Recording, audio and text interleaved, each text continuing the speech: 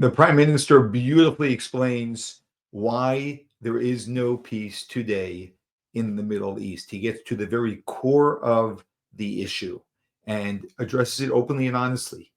Here it is in his words. Why we don't have peace.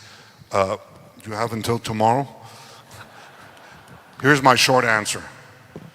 I have two rules when I'm in a press conference, when I have journalists. I put a board on and they ask me the questions. I write all the questions. I write all the questions. And then I go through each one, and here's my answer to that, here's my answer to that, here's my answer to that. And this one, I'm fudging. I don't want to fudge. I actually tell them that I fudge. I don't want to fudge. I want to tell you what the answer is. The reason, first of all, the conflict that we have in the Middle East is multiple. It used to be said that the core of the conflict in the singular in the Middle East is the Israeli-Palestinian conflict. Well, that went by the window. When you see Iraq collapsing, Syria collapsing, Yemen collapsing, Libya collapsing, and everything else in turmoil, nothing to do with us. The core of the conflicts in the Middle East is the battle between modernity and early primitive medievalism. That's the core of the conflicts. The core of the specific conflict between Israel and the Palestinians is the persistent Palestinian refusal to recognize a Jewish state in any boundary. This is why this conflict persisted for 50 years before there was a state, before there were territories, before there were settlements.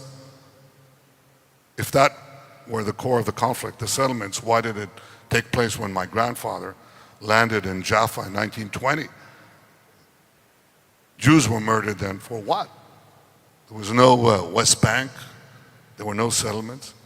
Now that continued in 1921, 1929, 1936, 1939, 1948. What was that all about? 1967. For nearly half a century, we were being attacked because there was a persistent refusal to accept us in any boundary. Well, we got into these territories as a result of the conflict. And what Arab propaganda has done by endless repetition is to turn the result of the conflict into its cause. Now, how do you know that that's the case? Because we left Gaza completely, every last centimeter. And they're still firing rockets at us from Gaza. And when you ask them, why are you doing this? Is it to liberate the West Bank? And they say, yeah, sure, that too, but no, it's to liberate Palestine. You know, Akko, Haifa, Jaffa. They always get back to Jaffa. So now I turn to the other guys, to the Palestinian Authority, not to Hamas. At least they don't practice violence, which is important. And I say, well, what about you? Are you willing to recognize the Jewish state? Are you willing to recognize the fact you'll have a nation state for the Palestinian people? How about a nation state for the Jewish people? I mean, after all, we've only been there almost 4,000 years. And we recognize there are two peoples there. We're willing to make the deal. Are you willing to make the deal? Are you willing to recognize the Jewish state? Because there's no point in making another Palestinian state, another Arab state that will continue the battle from improved lines against the Jewish state. Are you willing to end the conflict? Give up the claim of the so-called right of return. Make peace. And you know what happens when you ask them that? They move. And they say, oh, we're willing to recognize Israel. I didn't ask Israel. I said, are you willing to terminate all claims to the Jewish state? You won't get Jaffa. You won't flood us with refugees. Are you willing to do that? And the answer is they're not.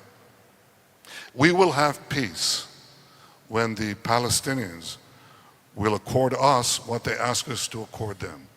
We're willing to let them have a state of their own.